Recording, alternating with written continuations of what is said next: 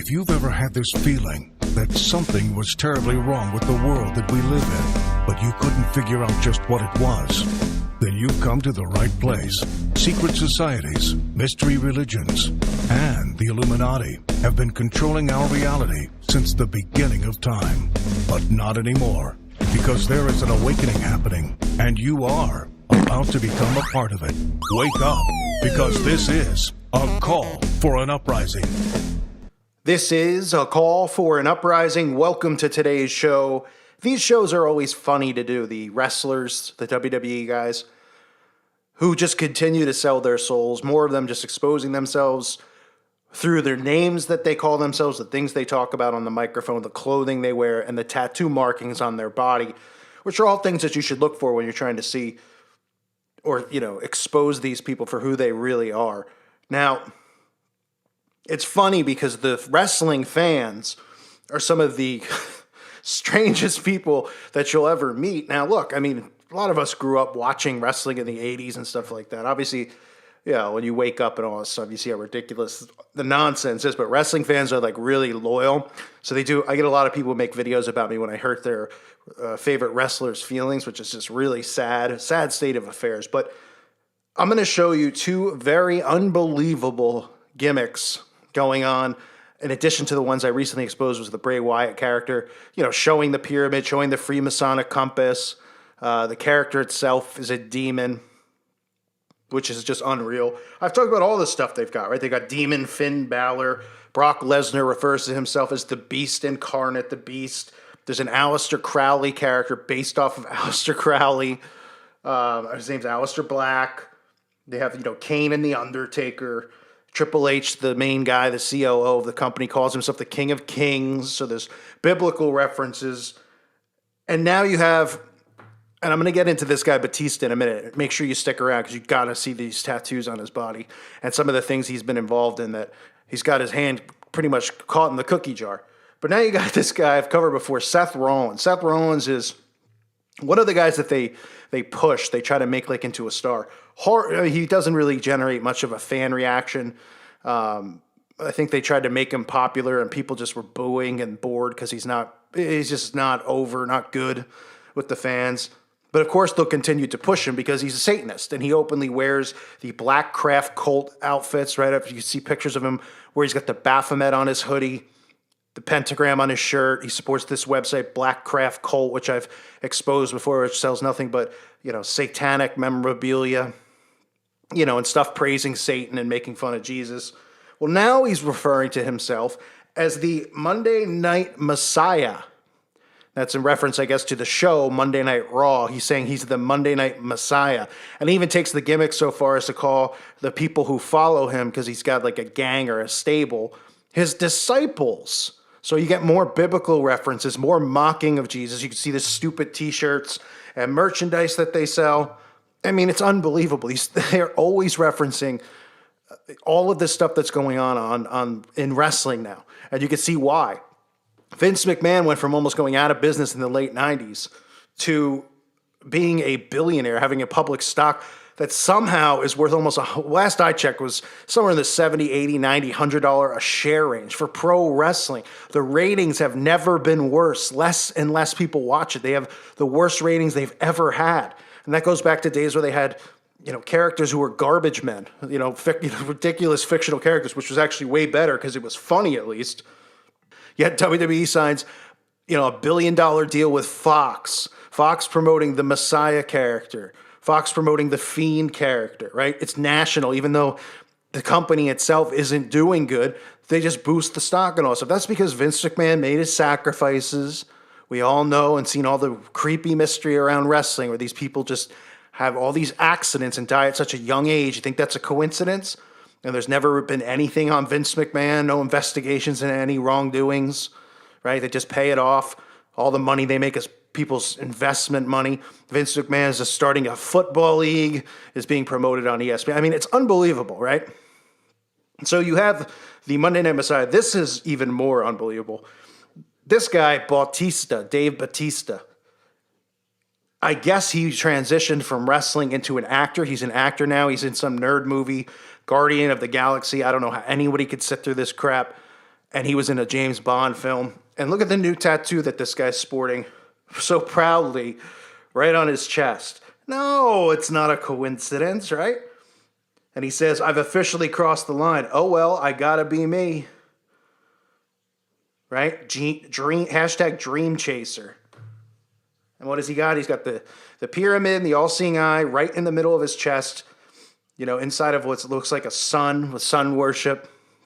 But hey, it's a coincidence, right? He saw the Taco Bell commercial and was like, I'd really like to get that. Or he opened his wallet and saw a dollar bill and was like, I love pyramids and eyeballs. I want to get it too.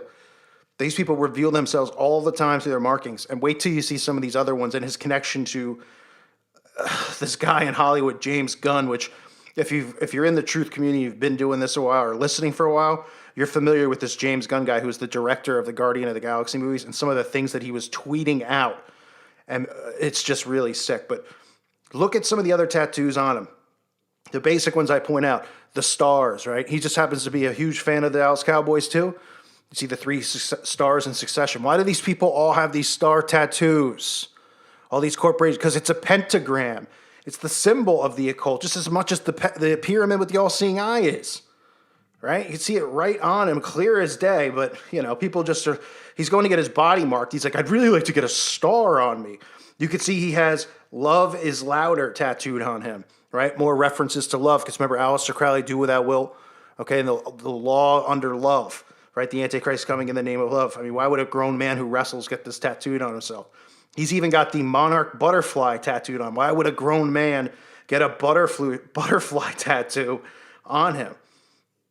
I mean, it's just all the same stuff day in and day out. And what does this symbol look like right here? Anyone familiar with this symbol? I'm sure you have been. You could see the screen for yourself here. This is the FBI symbol for little boy lover. Interesting, right? Now you say, well, that's jumping to conclusions. Well, I'm not jumping to any conclusions. I'm just showing you the meanings behind some of these symbols. But is it a coincidence that James Gunn, the guy who gave him the role in Guardian of the Galaxies, has all these tweets that he actually got fired for, and then I believe he got rehired? I'm not positive about that. 3 men and a baby. You can read it for yourself. I like when little boys do this to me. The Expendables was so manly, I blank, blank, blank. Yeah, this is what normal adults, right? They shouldn't be investigated. And then you get this guy, the wrestler, comes out, and he says, I'll have more to say, but for right now, all I will say is this. James Gunn is one of the most loving, caring, good-natured people I've ever met. He's gentle and kind and cares deeply for people and animals. He's made mistakes. We all have. I'm not okay with what's happening to him. So he wasn't okay that people online were calling out his tweets and exposing him because the tweets were creeping everyone out, James Alefontis style, because there's nothing funny about that.